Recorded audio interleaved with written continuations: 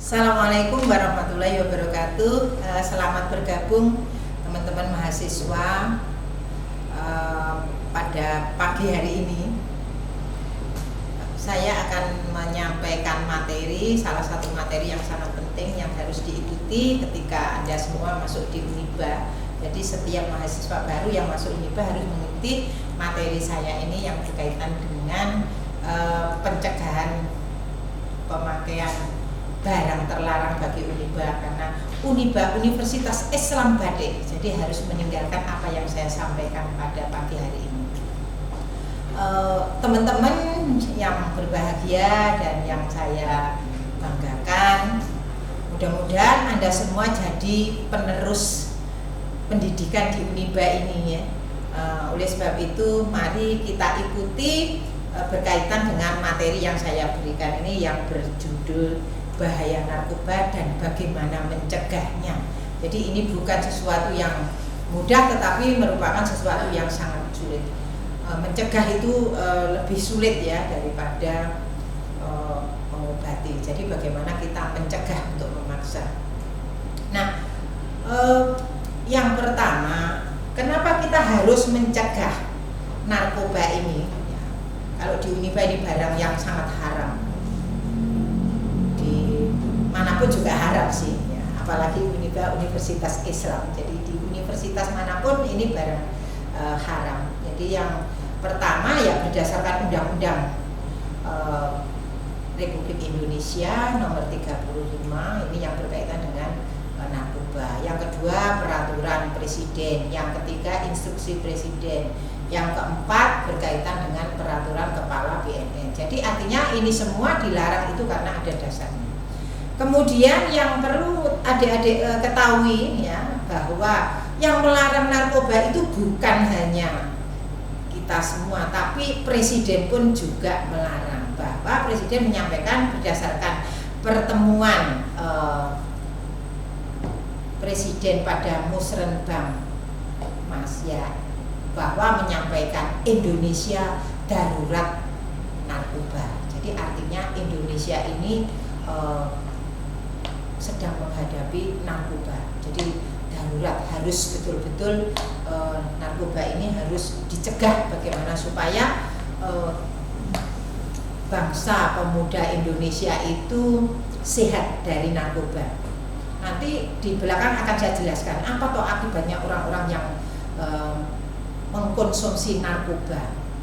Walaupun enak dan sangat enak, tapi tidak perlu mencoba. Kemudian ini akan saya sampaikan tentang potret permasalahan narkoba di Indonesia. Di Indonesia itu ya termasuk Uniba. Jadi bahwa narkoba ini perlu memang harus ditinggalkan. Yang pertama karena berkaitan dengan letak geografis Indonesia itu kan sangat mudah ditempuh dari arah manapun, sehingga memiliki peluang yang besar yang berkaitan dengan narkoba ini. Karena narkoba itu sebetulnya pusatnya belum tentu Indonesia, dari luar, sehingga datang masuk ke Indonesia. Ini potret geografinya sangat-sangat memiliki kesempatan yang sangat luas. Kemudian yang kedua itu berkaitan dengan demografis penduduknya. Indonesia itu penduduknya kan terdiri dari heterogenitasnya tinggi ya, kaya, miskin, pekerja, bukan pekerja. Nah ini semua penduduk Indonesia ini juga punya kesempatan. Yang kaya bisa, karena yang namanya barang terlarang ini juga harganya tidak murah, itu bisa barter, bisa kolaborasi, bisa sinergisitas. Jadi sehingga memberikan peluang yang besar untuk mengkonsumsi. Yang berikutnya bahwa peredaran gelap narkoba itu sangat mungkin ya. Jadi bukan hanya menyasar pada orang dewasa, remaja ya, tapi melainkan juga anak-anak ya. Contohnya karena sekolah-sekolah banyak sekolah yang intelektualnya tinggi sehingga anak-anak tidak boleh keluar jajan. Nah ini juga bukan menutup kemungkinan barang haram ini masuk kepada mereka, jual permen dan lain sebagainya, itu bisa sampai anak-anak. Nah ini yang perlu harus betul-betul dipahami. Selain itu bahwa minimalnya fasilitasnya fasilitas yang ada di tempat-tempat pendidikan dan lain sebagainya ini juga akan memberikan peluang. Jadi artinya juga karena di Indonesia ini fasilitas rehabilitasinya juga masih sangat kurang, sehingga juga ini akan menyebabkan meningkatnya peluang dalam mengkonsumsi narkoba. Kemudian stigma terhadap penyalahgunaan narkoba, sehingga takut melaporkan diri. Jadi seolah-olah kalau kita mengkonsumsi itu karena nanti kalau ketahuan begini dan begitu, sehingga orang takut, sehingga malah sembunyi-sembunyi. Nah, sembunyi ini nggak sendiri, sehingga gambarnya ini macam-macam gitu, gambarnya orang jejer-jejer. Jadi yang tengah yang ini, tapi yang lain menyembunyikan gitu ya. Jadi nggak open gitu ya. Ini yang perlu harus dipahami.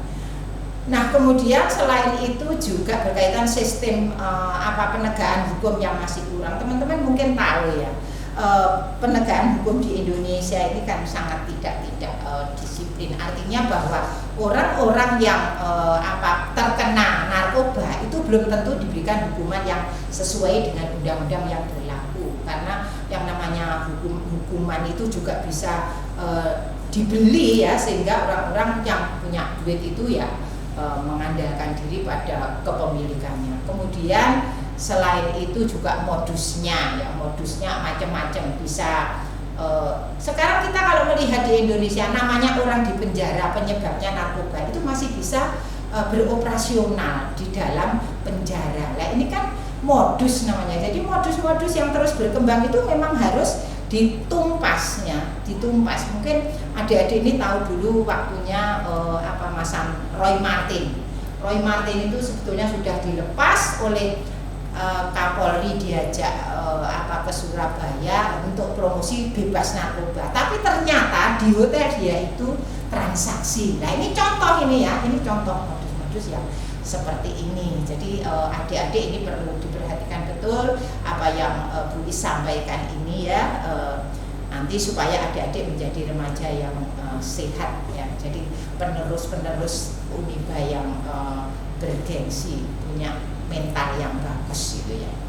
Nah, selain itu juga berkaitan dengan berbagai kerugian akibat penyalahgunaan narkoba ya. Narkoba itu sangat merugikan kita, bukan hanya merugikan materi tapi juga merugikan kehidupan pribadi kita. Orang kan sudah nggak sehat lagi karena yang namanya narkoba itu akan merusak segalanya, jiwa, raga, mental itu akan rusak. Nanti akan saya jelaskan, mungkin adik-adik biar tahu fotonya orang mengkonsumsi narkoba itu seperti apa. Nah, saya tunjukkan ini sebagai salah satu mencegah supaya tidak mengkonsumsi.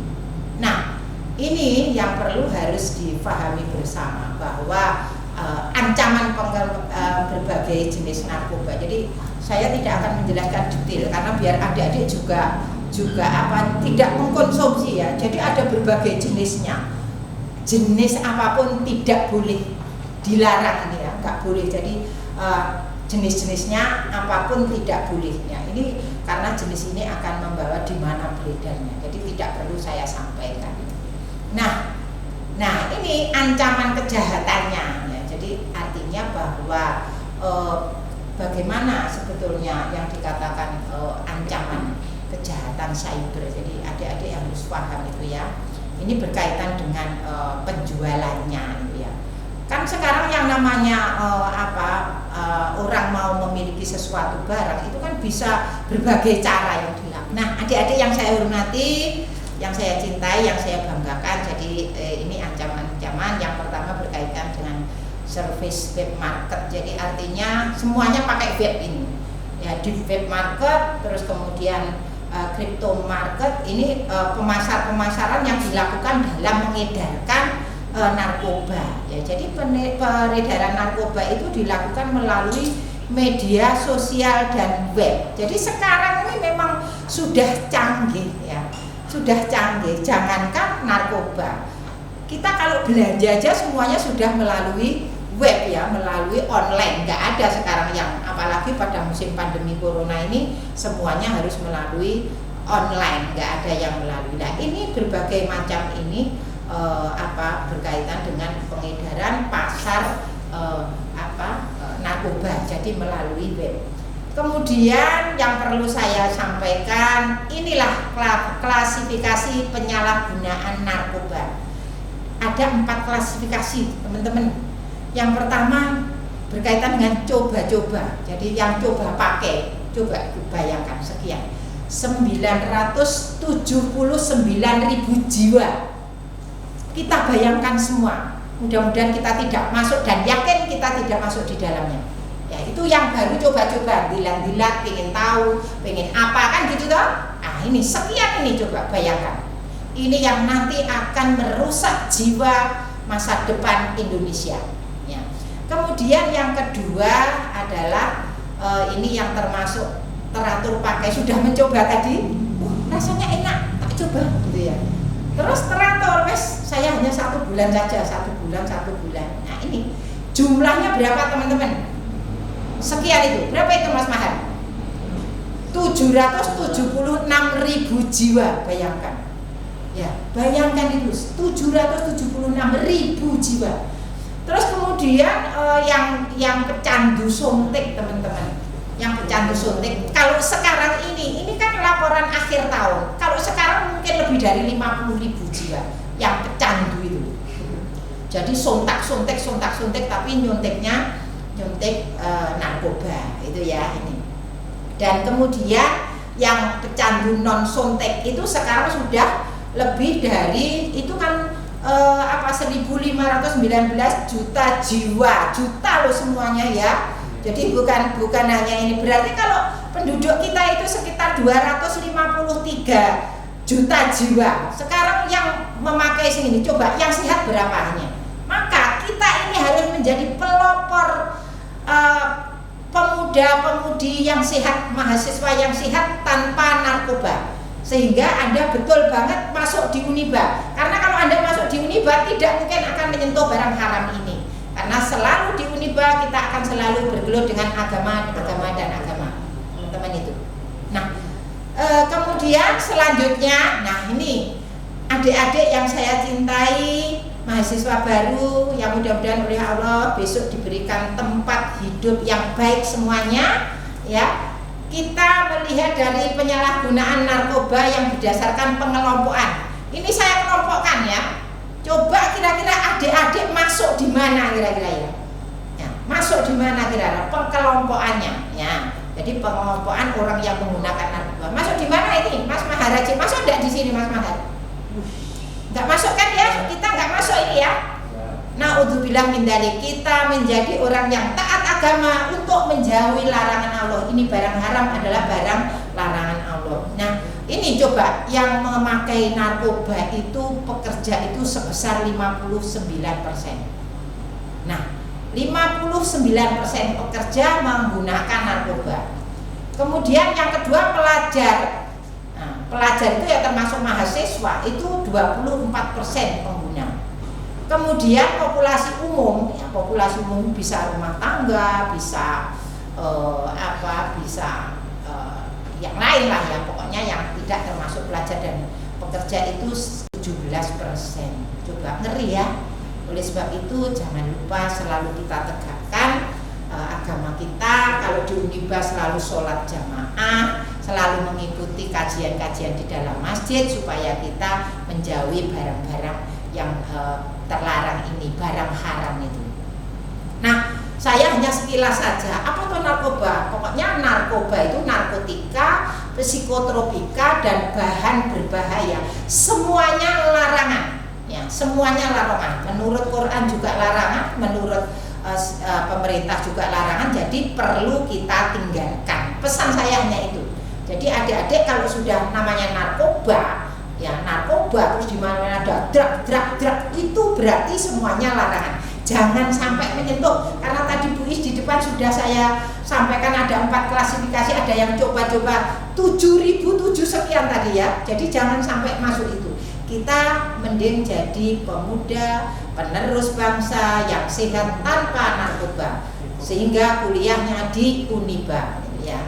Nah ini nggak usah saya jelaskan ya, karena sudah tadi di depan sudah Bu Is jelaskan. Nah Yang saya jelaskan ini hanya contoh-contohnya saja ya, contoh-contoh ya. Bu Is juga mencari biar adik-adik tahu contohnya seperti ini. Contoh-contoh narkoba yang paling digunakan sabu itu kayak bubuk, ganja. Ini semuanya belum tahu ya, Mas. Ini heroin, kokain, ganja. Mas Kevin sudah pernah tahu? Belum. Nggak usah tahu ya, Mas ya. Nggak usah ya. Nah, ini akan saya jelaskan proses terbentuknya ketergantungan. Ya, jadi contoh ini ya. Jadi bagaimana orang sampai ketergantungan narkoba itu? Ya. Yang pertama yang saya kategorikan namanya kompromi. Kompromi itu kita memang sok ya, tahu kita punya teman. Ya. Si A itu loh dulu pernah terkena narkoba. Lah, tapi kita mencoba untuk bergaul dengan dia. Bertanya-tanya gitu misalkan. Tapi lama-lama tanya terus mencoba. Nah ini.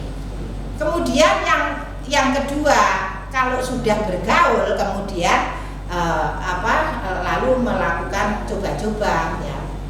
Karena apa? Kalau sudah disodorkan ya, adik-adik, kalau disodorkan kan kita biasanya sulit menolak, ya kan? Ayo coba sidik wae lho, ora apa-apa lah. Itu kalau masuk Uniba karena kita setiap hari sholat jamaah, taat, insya Allah kita bebas dari apa yang saya sampaikan ini ya. Nah ini. Kemudian yang berikutnya itu adalah toleransi ya. Nah toleransi itu apa ya? Toleransi itu berkaitan dengan perasaan ya Mas ya. Jadi perasaan, kalau mau menolak ya nggak enak, kalau gimana kan gitu toh. Nah ini yang nggak baik. Kalau hal-hal yang positif sih nggak apa-apa. Ini kan jelas nggak boleh.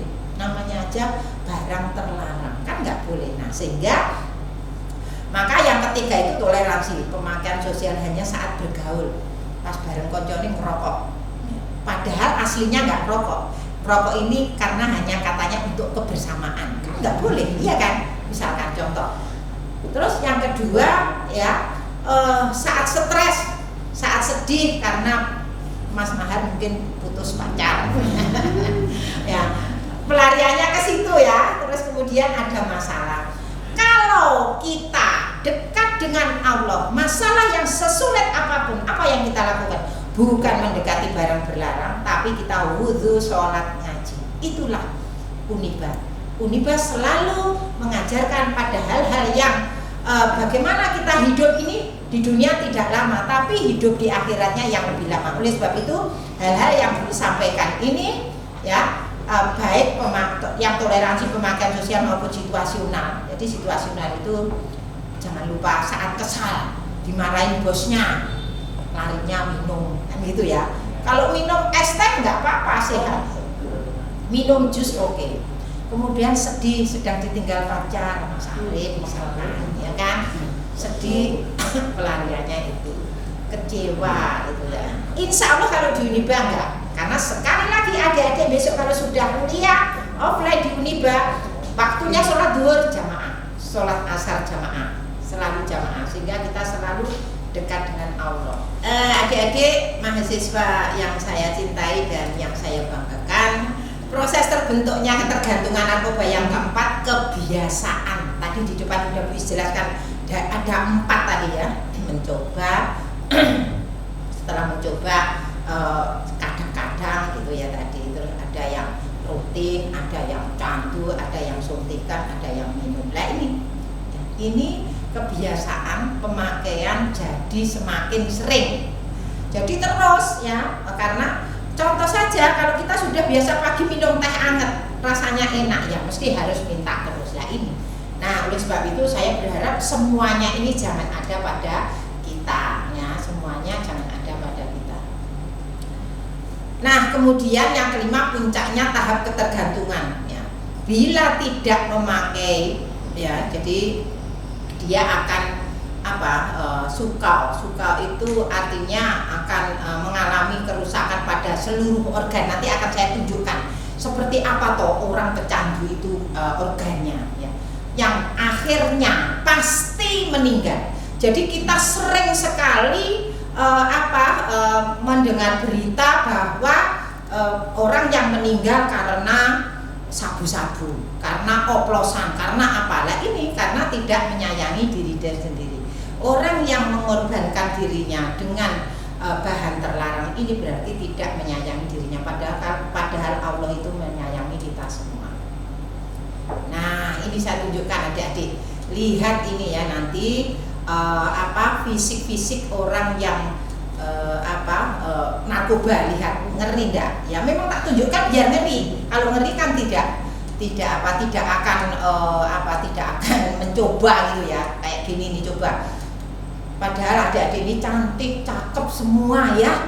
Mahasiswa Uniba yang cerdas besok ya jadi penerusnya Uniba ya. Jadi besok akan menjadi masa depan Uniba yang lebih cerah. Ini ciri-cirinya. Jadi hati-hati ya, kalau orang narkoba itu biasanya berat badannya turun drastis, kecil gitu ya. Terus kemudian matanya ngelom, cekung gitu ya. Kan kelihatan orang itu ya kalau kurang, karena seneng terus kan nggak istirahat otaknya sehingga matanya jadi ngelom. Bukan kalau ngelom kayak Bu Is ini karena usianya Bu Is kan sudah usia tua, lansia sehingga ngelom. Kemudian tangannya itu penuh bintik-bintik. Jadi adik-adik kalau biasanya mengatakan panu ya Mas, namanya panu ya itu ya, panu itu ya, bintik-bintik itu kayak gitu tuh. Jadi kalau adik-adik tahu naik kendaraan umum ada orang yang kayak gini, hati-hati. Terus biasanya postur tubuhnya juga kita kelihatan, hati-hati itu ya. Jadi artinya orang ini memang sudah mengkonsumsi. Kemudian salah satu orang yang mengkonsumsi ini buang air kecil dan air besarnya tidak lancar karena organ tubuhnya sudah nggak sehat, ginjalnya sudah nggak sehat. Jadi ini perlu adik-adik waspadai betul. Nah, kemudian tentang behavior, perilakunya ya.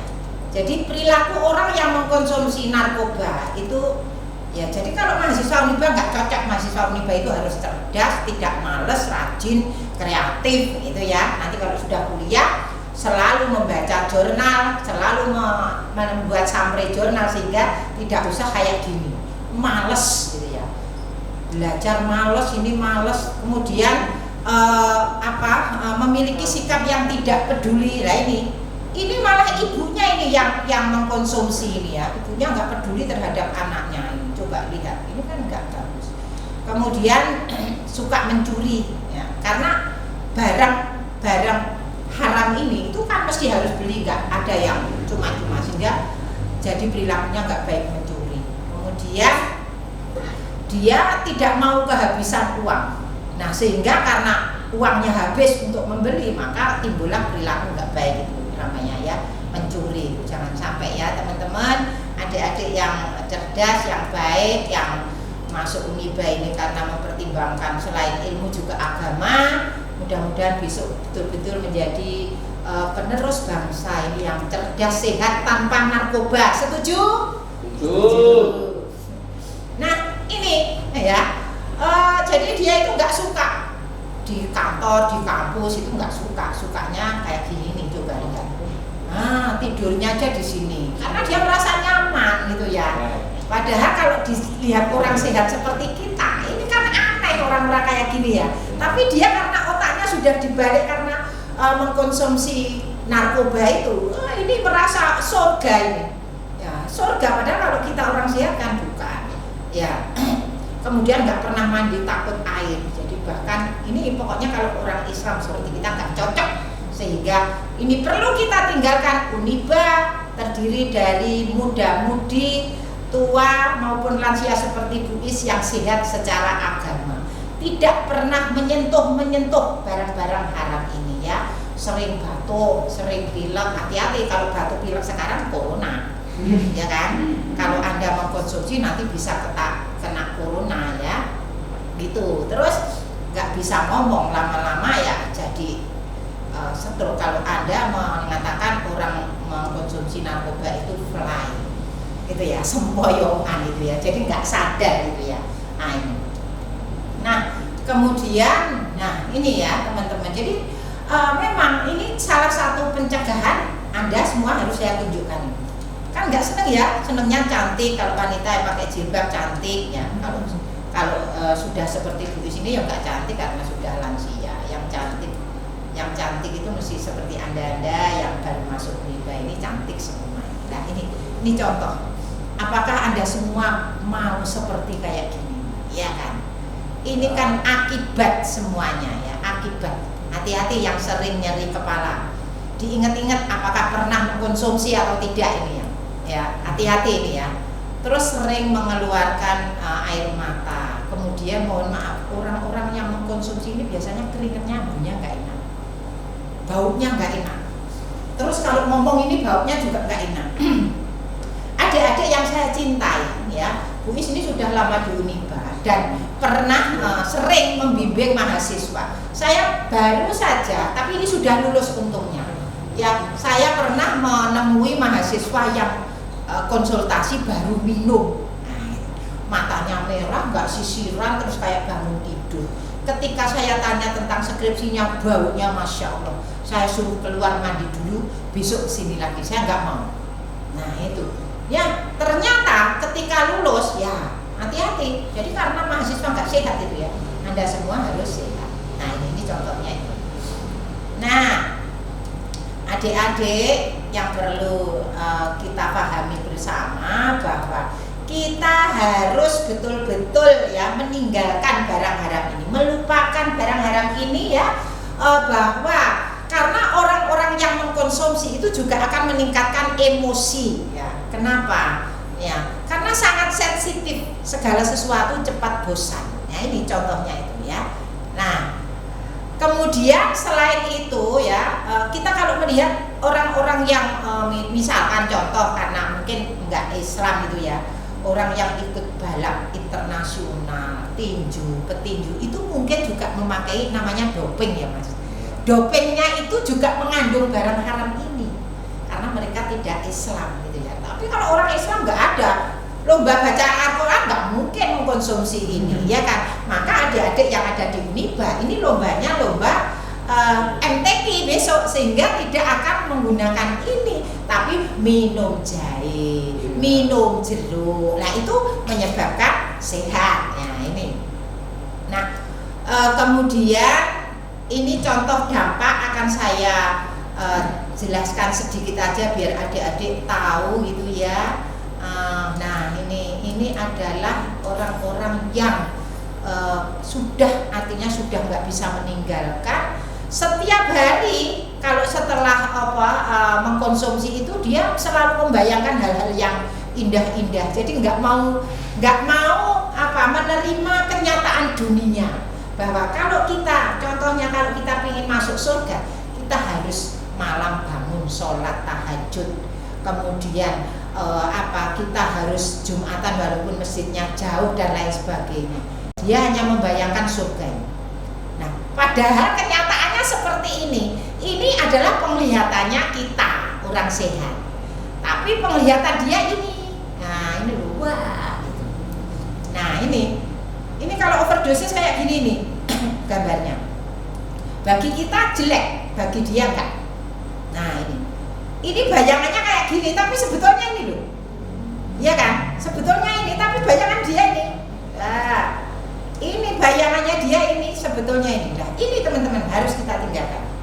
Ya, kenyataan hidup harus kita hadapi dengan tawakal kepada Allah, sehingga apapun kesulitan kita, kalau kita berserah pada Allah pasti akan ada solusinya. Percaya adik-adik?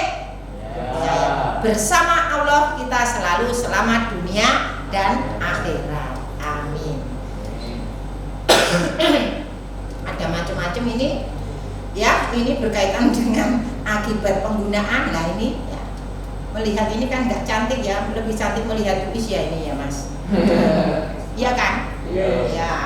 Kalau Bupis ini kan mengkonsumsinya jualannya Aliando, jadi sehat insya Allah ya, sambil bersodakoh ya. Nah ini banyak sekali contohnya adik-adik yang saya cintai, yang saya banggakan.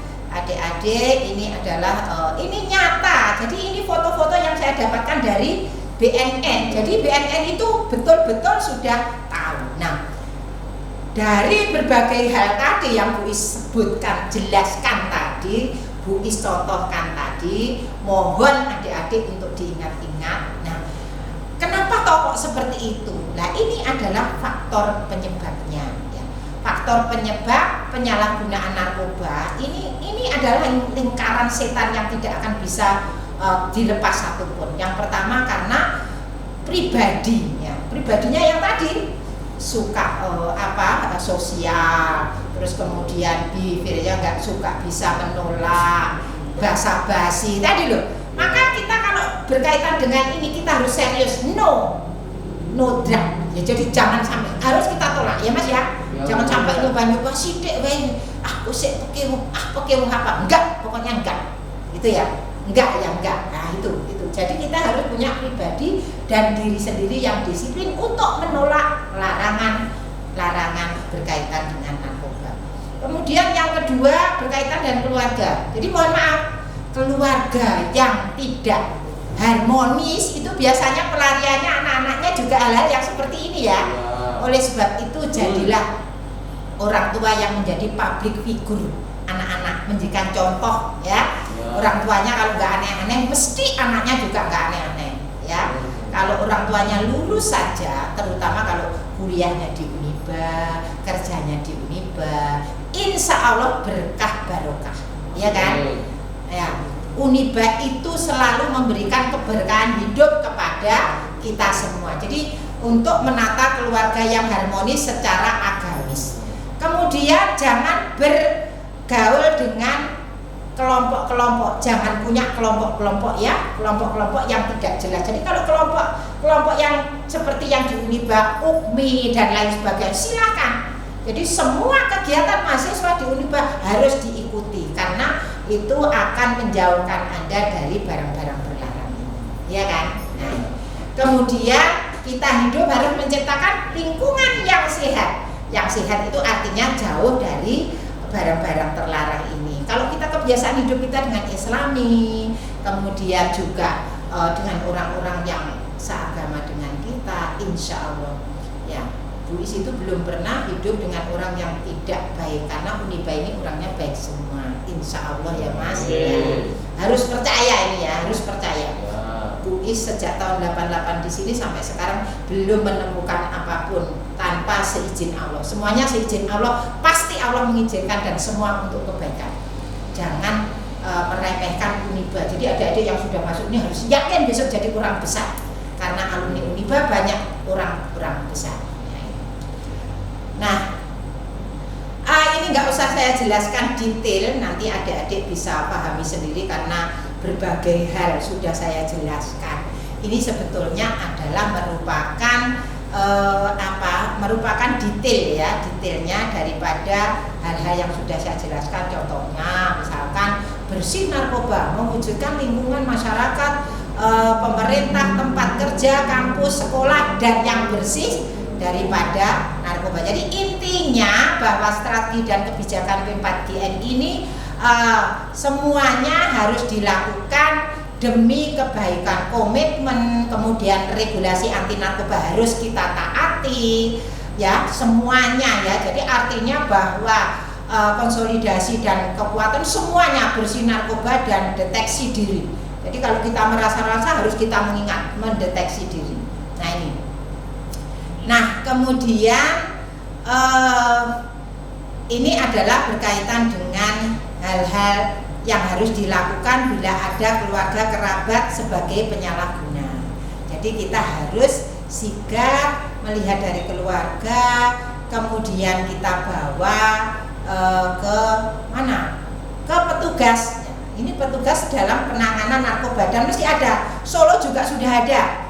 Kita Uniba ini juga sudah pernah kerjasama dengan BNNK Kota Solo, sehingga Bu Is tahun kemarin atau awal tahun ini saya mengadakan penyuluhan di SMK Batik 1 dan 2 tentang menciptakan pelajar yang cerdas dan sehat tanpa narkoba dengan bekerja sama dengan BNNK. Jadi adik-adik nanti suatu saat bisa kita melakukan kuliah umum bersama BNNK ya.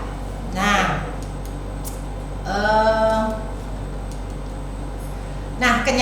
perlu diketahui dan perlu harus dilakukan adik-adik, ini yang terakhir. Yang pertama, harus wajib menghilangkan kebiasaan ya, atau disebut ketagihan, adalah perjuangan seumur hidup. Lah kita ketagihan apa? Baca Quran, sholat tahajud, sholat duha. Adik-adik nanti kalau sudah terbiasa kehidupan Uniba, sudah offline, ini teman-teman baik karyawan maupun dosen maupun adik-adik mahasiswa yang sudah datang Uniba, biasanya kalau pagi sholat duha bersama, nikmatnya sholat duha ya. Nanti kalau kita lakukan setiap hari sudah ketagihan. Jadi jangan ketagihan narkoba, tapi ketagihan untuk melakukan sholat duha. Kemudian selain itu ada kajian-kajian. Nah kalau malam juga ketagihan melakukan sholat tahajud. Itu yang perlu harus kita lakukan di Uniba. Kemudian kalau kita melakukan hal-hal yang tidak baik, mesti nanti resikonya akan kehilangan pekerjaan ya, karena sudah ada undang-undangnya. Besok kalau sudah di kelas akan bersama Bu Is berkaitan dengan MSDM tentang pemberhentian karyawan. Itu salah satunya menurut undang-undang karena dia terlibat barang-barang yang terlarang. Ini ada undang-undangnya, jadi harus dipecat secara tidak hormat. Kemudian selain itu juga mencoreng nama baik tempat bekerja. Wah, Istiatin loh dipecat dari Uniba. Kenapa? Karena dia diketahui membawa barang-barang terlarang sebesar 10 kilo. Waduh, banyak banget ya. Kurang banyak itu padahal ya. Nah, barang-barang terlarangnya yang dibawa Bu Is ke Uniba itu 10 kilo itu bukan barang terlarang, tapi malah barang yang dicari apa, misalkan beras, itu kan dicari orang itu boleh. Jadi kalau kita melakukan hal yang terlarang akan mencoreng tempat bekerja. Kemudian anak istri akan terabaikan, nggak digagas gitu ya. Itu keluarga nggak digagas karena selalu setiap hari berpikir pada barang-barang itu, bagaimana punya duit, bagaimana dia berusaha kalau nggak punya duit mencuri dan lain sebagainya, seperti yang Bu Is jelaskan di depan. Kemudian karir dan masa depan hancur. Bukan hanya karir dan masa depan, masa hidup akhiratnya juga akan hancur. Kita nggak akan ketemu yang namanya jannah ya. Jadi nggak akan ketemu yang namanya surga, nggak akan ketemu. Hati-hati ya. Terus kemudian dapat menyebabkan kecelakaan kerja. Jadi contoh mungkin adik-adik pernah dengar ya dulu yang namanya Lion, pilotnya pernah mengkonsumsi narkoba, itu pernah ya dulu ya adik-adik ya. Nah itu larangan, itu akan mengancam jiwa orang-orang yang naik Lion itu ya. Nah ini contohnya, itu akan menyebabkan kecelakaan kerja. Kemudian akan menyebabkan kerugian material maupun bagi institusi tempat bekerja. Contohnya penggelapan uang karena untuk membeli narkoba. Nah ini adik-adik yang perlu dipahami, kemudian juga harus ditinggalkan. Ini masih lanjutnya tadi, kemungkinan kambuhnya mantan pecandu narkoba ya. Jadi kalau sudah tadi saya sampaikan, kalau sudah mencoba itu mesti pengen ya. Jadi pengen, jadi nggak usah mencoba ya. Kemudian banyak korban narkoba yang menjadi penjahat, kemudian banyak korban narkoba yang tidak membuat dirinya baik tapi malah menderita. Nah ini jadi berbagai hal yang disampaikan tadi merupakan hal yang harus kita tinggalkan bersama untuk mencetak mahasiswa Uniba yang cerdas dan sehat, selalu dekat kepada Allah Subhanahu wa Ta'ala. Inilah yang Bu Is sampaikan. Mudah-mudahan apa yang Bu Is sampaikan ini menjadi pegangan hidup kita semua. Bersama Allah kita akan bahagia dunia dan akhirat. Terima kasih. Selamat bergabung Uniba. Sampai ketemu Bu Is di kelas besok ya. Semester berapa masih ketemu Bu Is. Terima kasih. Mohon maaf. Semoga Allah senantiasa mengawal keselamatan kita semua. Mari kita jaga kesehatan. Wassalamualaikum warahmatullahi wabarakatuh.